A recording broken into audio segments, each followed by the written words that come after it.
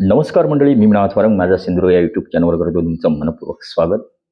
आज आपण आहोत आपल्या या सिंधुदुर्ग जिल्ह्यातील कुडाळ तालुका आणि कुडाळ तालुक्यातील एक नामवंत दशावतार कलाकार मोरे हे गाव आणि या ठिकाणी असणारे कलाकार आपल्यासोबत आहेत. ज्येष्ठ श्रेष्ठ अशा स्वरूपाचे दशावतार कलाकार ज्यांनी बरीच वर्षे या दशावतार क्षेत्रासाठी आपली पाहिलेली आहेत आणि अजूनपर्यंत त्याच ताकदीने त्याच उमदीने या ठिकाणी दशावतार कलेची जी सेवा आहे ती करण्याचं या ठिकाणी काम करत आहेत. त्यांच्याशी आपण चर्चा करतोय. सुरुवातीला आपण त्यांची ओळख करून घेऊया. नमस्कार माऊली. नमस्कार. तुमची ओळख थोडक्यात नाव आणि तुमचा गाव याविषयी काय सांगाल?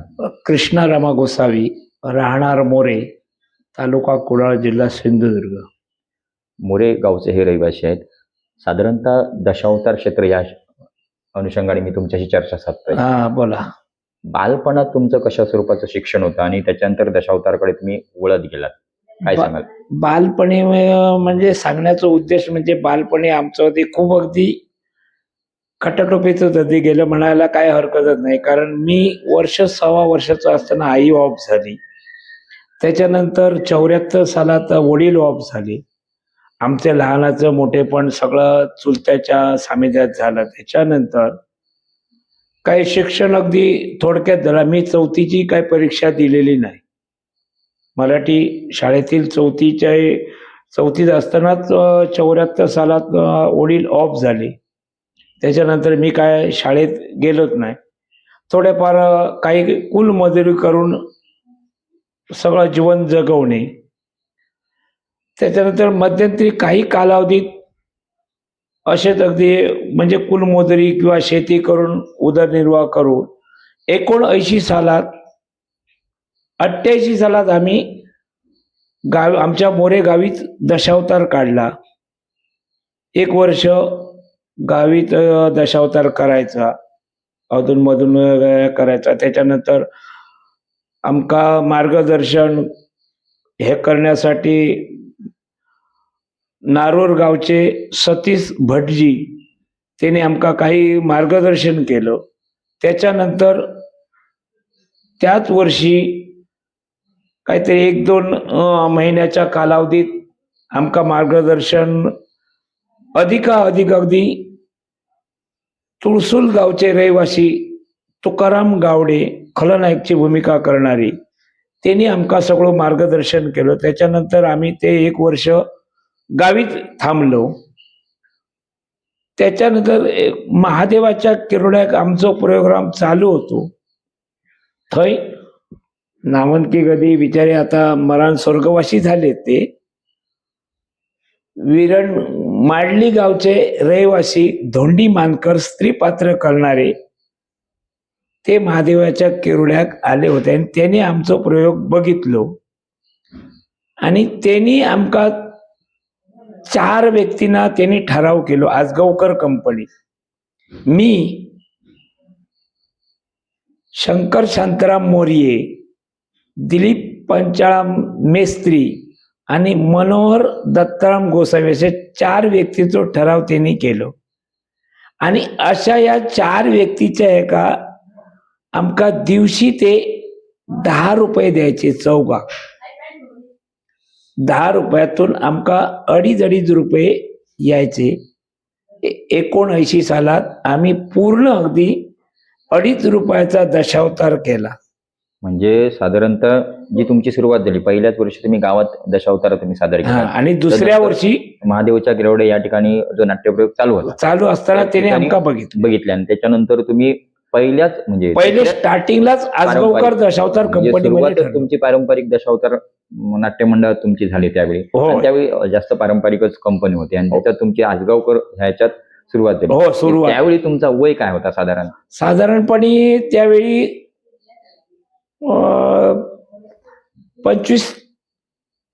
27-28च्या आसपास तेवढ्यात वय होतं. 25-28 इतक्यात दरम्यान वय होतं.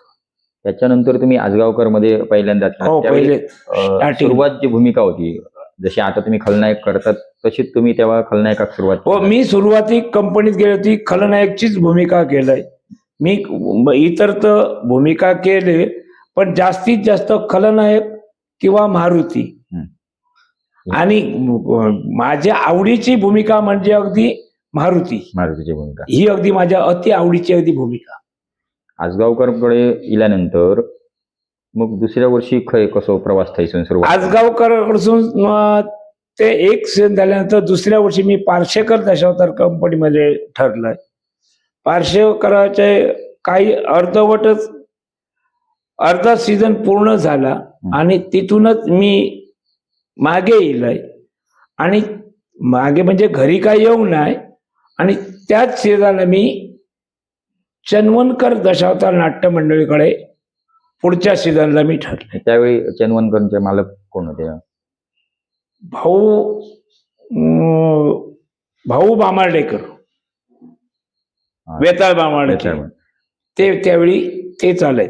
साधारणतः आजचा जो विचार केला तर 35च्या वर वर्ष झाली तुम्ही या दशावतार क्षेत्रात काम करता. सरासरी आता 79 कडसून आता हे वर्ष 2026 म्हणजे साधारणतः 45 च्या आसपास झालं. ह्या तुमका हैसर झाला दशावतार. आजगावकरात सुरुवात केल्यानंतर आजपर्यंत खयच्या दशावतार नाट्यमंडळात तुम्ही काम केलात? सर्वसाधारणपणे फक्त नाईक मोचेमडकर कंपनीकडे मी काम करू नाही, बाकी साधारणपणे सर्वच कंपनी बारीक सारीक सर्व कंपनी झाले म्हणायला काय हरकत नाही. आजपर्यंत तुम्ही ह्या केलात. तुम्ही आता साधारण 45 ते 47 वर्ष या दशावतार क्षेत्रात असाल. हो. आता जशी सोयी सुविधा असा तशी तेव्हा मुळीच नाही होती. त्यावेळी अशी सुविधा नाही. आता इतक्या आता तुमच्याकडे मी गाडीन येऊकच झाल्या माका हैसन येऊ खूप असा. त्यावेळी कसा होता, त्यावेळी उजेडेपर्यंत जत्रा करायचो.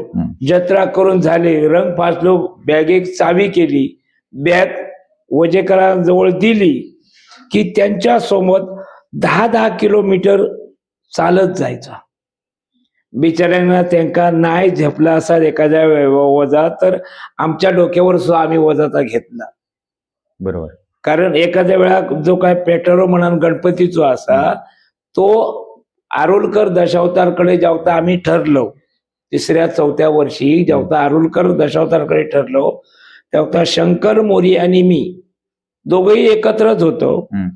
त्यांनी आणि मी आरुलकर दशावतारचो गणपतीचो पेटारो 1 महिनो आम्ही आमच्या डोकीन चलेलो. त्यावेळी सुरुवात म्हणजे कोणत्याच कामाची तमा न बाळगता समोर काम दिसत त्या कामाक स्वीकारूची तुमची. आणि अजूनही अगदी समजा ते वजेकऱ्याचं त्याका जर बाबा नाही पेलला असत तर त्याका सहकार्य करणं, त्याका हातभार लावणं आम्ही अजूनही अगदी ह्या करतो. म्हणजे ही दशावतार कलाकाराची खरी खासियत आहे. कारण त्यावेळी असा पद मोठा लहान असो काही नसतो, तुझ्या भाऊ खयचो काय नाही, प्रत्येकाक त्यात ताकदीन मदत करू. आणि आता नवीनच्या ह्या म्हणजे सांगण्याचा उद्देश म्हणजे आता जे हे नवीन कलाकार जे काय होतं अभ्यास त्यांचा असा नाही सर आम्ही काय म्हणलो नाही, अभ्यास असा, पण काही गोष्टी जो विचार विनिमय करूचो असता तो विचार विनिमय करण्याची ही त्यांची वृत्ती आताच्या नवीन कलाकारांची नाही. आता हे जे काय जुने कलाकार असत, एखाद्या वेळा रात्री मी काय केलंय आणि ती माझी काय चूक झाली आहे, बरोबर, ती आपल्यापेक्षा ज्येष्ठ कोणतरी असत त्यांना आम्ही अजूनही विचारतो. पण आता हे जे काय नवीन कलाकार असत हे एकमेकाक विचार विनिमय नाही, खल याचो होणार नाही. इले खेळ काय अमुक खेळ असा, माझी भूमिका काय अमुक स्त्री पात्र असा, नाटक संपला, गाडी घेतल्याने घरी गेले, पण ह्याचो विचार करणे नाही. म्हणजे थोडक्यात त्यावेळेचा ह्याच्यात बिरडाक थांबणे ही पद्धत होती. आणि एकमेकाशी संवाद त्यांचा जो काय होय तो आता तसं काय होणार नाही. जग बदलला त्याच्यात. आता कसाला नवीन नवीन सुधारणा झाली, नवीन कारण माणसाच्या मनोरंजनाची साधना झाली. त्यावेळी इतर नाटकाशिवाय काय मनोरंजनाची साधनाच नाही होती. त्यावेळी कसे पब्लिकही त्या दृष्टिकोनान कलाकाराजवळ अगदी बघी. बरोबर. साधारणतः ह्या 45 ते 47 वर्षात जुने म्हणजे आज आम्ही ज्यांची नावं आवर्जून घेतो खलनायक तुमका आवडीचे म्हणजे ज्यांचो खलनायक तुम्ही बघलात आणि काहीतरी सादर करतो प्रयत्न करा. कारण आता आम्ही सुद्धा म्हणजे आमच्या पिढीतले ते खंय दादाराणी असतील किंवा अन्य जे कलाकार असतील ह्यांचं बघतो आमका तो भावता. असा तुमच्या काळात तुम्ही जे खलनायक बघला. कारण ज्यावेळी आम्ही पहिलेच आजगावकरांकडे ज्यावेळी सुरुवातीक गेलो त्यावेळी आता त्यांची कोण आठवण सुद्धा काय घेतच नाही. अगदी बरोबर. अगदी या पारंपरिक नऊ कंपनीतील अगदी गुरुत्व अगदी भीष्माचार्य म्हणान ओळखणारे वसंत बोंद्रे तेरशा बांबार्ड्याची हे आमच्या सोबतच होते. त्यांचंही आमका मार्गदर्शन मिळालं. ज्यावेळी आम्ही 79 सालात आजगावकर दशावतार कंपनी होतो त्यावेळी धोणी मानकर स्त्रीपात्र, वसंत बोंद्रे हे राजपाट, त्याच्यानंतर भाई हिवाळकर हे खलनायक होते, वसंत परोळकर ही अशी ज्येष्ठ कलाकार सगळे आमच्या सोबत अगदी होते आणि त्यांचं आमका काही गोष्टी कधी मार्गदर्शन मिळालं. त्याच्यानंतर काही असं 5-6 वर्षा कालावधी गेली आणि मी पुन्हा परत चन्वनकर दशावतार नाट्य मंडळाकडे ठरलंय. त्यावेळी ते त्या कंपनीचे संचालक यशवंत तेंडुलकर होते आणि त्या कंपनीकडे मी ठरले तो मी मेन खलनायकच म्हणून माझं ठराव झालो. 5-6 वर्ष मी त्या कंपनीकडे रवलंय पण मी त्या मालकाक एकही वर्षात माझो पगार अमको असं मी बोलांग. बरोबर. पण त्या व्यक्तीन माझ्या भूमिकेच्या हेतूत माझ्या सादरतेने योग्य तो अगदी माका मानधन त्यांनी माझा योग्य न्याय दिल्याने मना हरकत. हो हो हो. आणि खरं अगदी माझी अभ्यास वृत्ती घडली ती यशवंत तेंडुलकरांच्या सहवासातच घडली. कारण मेन खलनायक मी आणि माझ्या विरोधी खलनायक ते अशा हेतूत एकमेकाचो अगदी संवाद स्टेजवर घडलो आणि त्याच्यामुळेच खरं माझा अभ्यास घडलो तो प्रत्यक्षात त्यांच्याबरोबर भूमिका करून त्यांच्याबरोबर. त्याच्यानंतर ह्या काळात बरेच असे जुने जाणते कलाकार आहेत ज्यांची नावं आज आमका माहित नाहीत. आता मगाशी तुम्ही काही नावांचा उल्लेख केलात तसे आणखी खयच्या कलाकारांचा नावाचा उल्लेख करशाल. मग ते खलनायक असतील किंवा उत्कृष्ट राजपार्ट असतील नाहीतर संगीत साथीतले असतील असे जे तुमका त्यावेळा आवडत म्हणजे वाटा की त्यांच्याकडे काहीतरी वेगळा काहीतरी ह्या त्यांच्याकडे आपण शिक्का गावात अशा कलाकारांची खयच्या कलाकारांची अशा कलाकारांची नावं म्हणजे रेडी गावचे सुपुत्र जयसिंग राणे. आता बिचारे चालू वर्षात अगदी स्वर्गवासी झाले ते त्यांचंही आमका मार्गदर्शन मिळालं.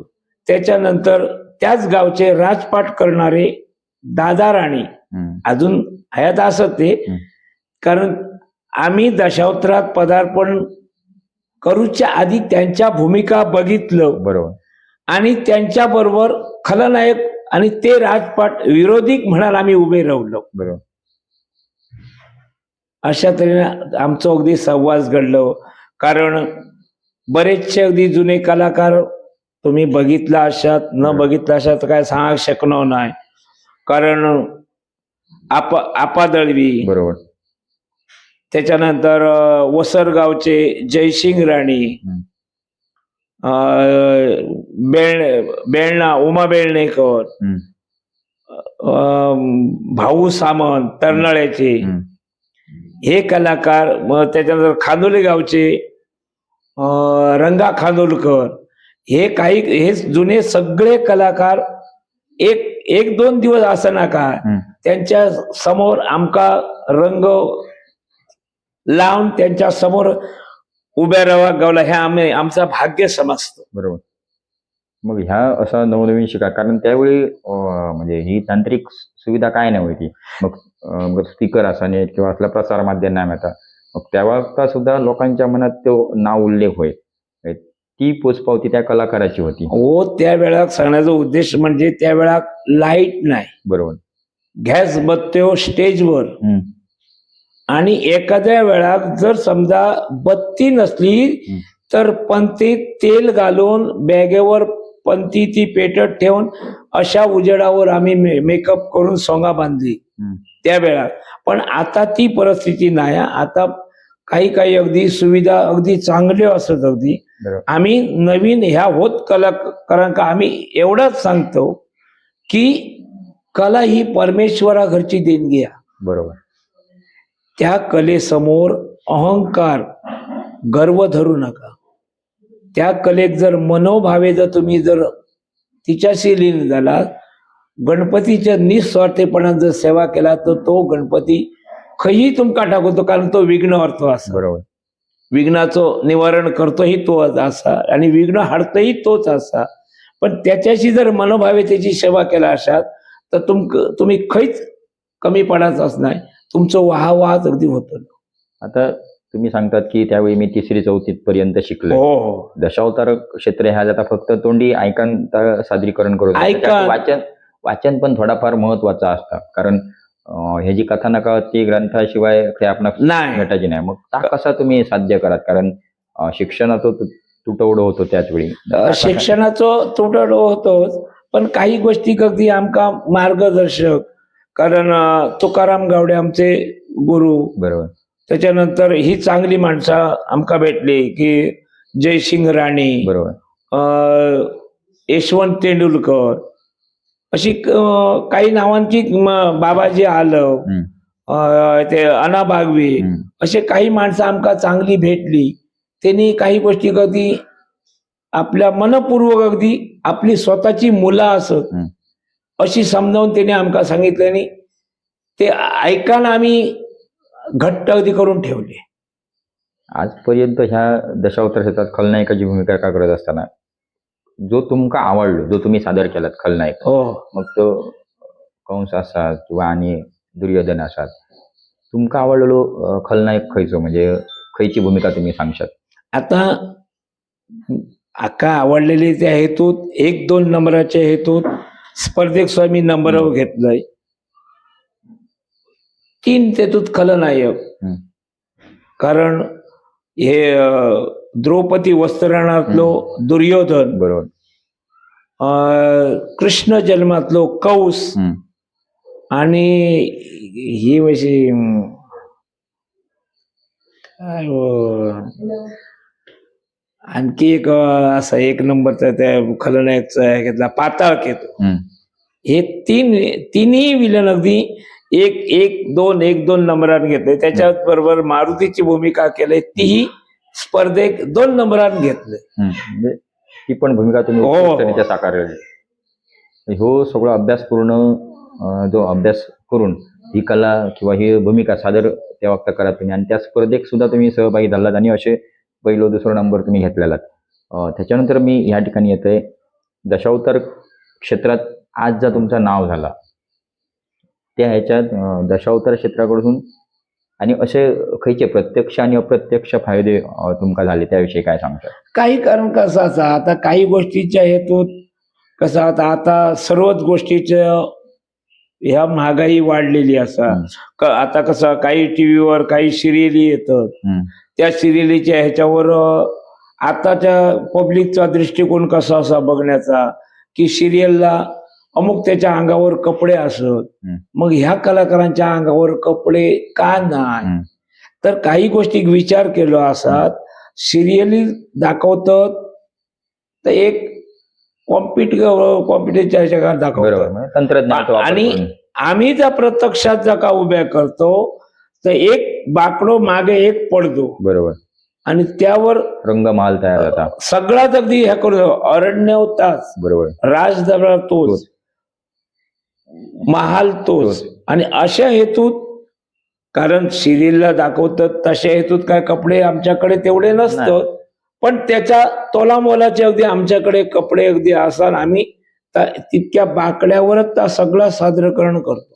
आणि ह्याच श्रेष्ठ जगात, कारण बरेच नामांकित मग सिरियल असो, मी सिरियलचा या ठिकाणी असा वाईट उल्लेख करत नाहीये, पण ही जी दशावतार कलाकार आहेत हे साकारतात ते 100% खरं, त्याला रिटेक वगैरे काय नसतो, काय नाही, डायरेक्ट मागसून कोण सांगणार नाही, काय हे नाही. काही समजा तिथे आता खलनायकची करून गेल्यानंतर राजपाट असलो की एखादं स्त्री पात्र असलो आणि त्याच्याशी संवाद करताना समोर पब्लिक असा, ह्याची भान ठेव होय बरोबर समोरचं पात्र असा त्याची भान ठेवून आम्ही त्या बोलायचं असं बरोबर आणि अशा हेतूत आमचा संवादही होता बरोबर आणि समजा त्या हेतूत एखाद्या वेळात काही गोष्टीच्या एका मारझोड असता हम्म, मारझोडही करतो अगदी बरोबर आता ज्यावेळी हंटरान मारते वेळी हम्म, पेटी तबलजी हम्म, हे तिघे जण असतात सातवाले समोर पब्लिक असा हम्म,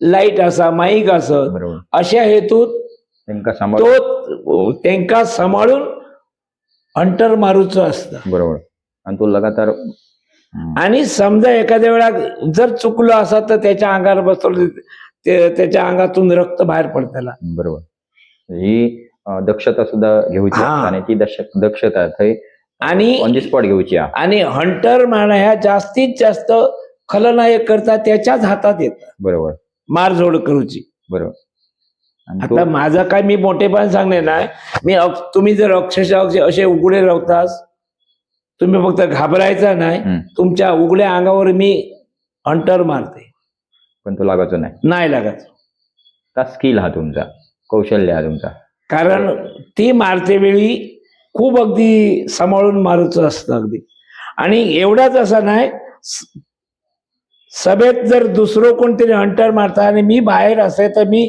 बाहेरून सांगा शकते की अमुक हंटर लागलो ते काय जो अनुभवाचो इतके माझ्या अनुभवाचे हे गुण असत बरोबर आणि हे मी अगदी तुमका अक्षरशः अगदी सांग आणि त्याका प्रत्यक्षात तुम्ही बाहेर आल्यानंतर त्याका विचारू शकता बरोबर की अमुक हंटर तुका लागलो की न लागलो तो बरोबर ह्या आजपर्यंत जी काही दशावतार कलेची सेवा केलात दशावतार कलेतलो जो अनुभव घेतलात प्रत्यक्षात थंय सादर करून त्याची ही पोचपावती म्हणा घेत बरोबर ना आता मी पुढचा प्रश्न करतोय इतकी वर्ष तुम्ही दशावतार क्षेत्रात सेवा देतात शासनाकडून पेन्शन योजना वगैरे जी काही कलाकारांका असा त्याचा काय तुमका लाभ आता ह्या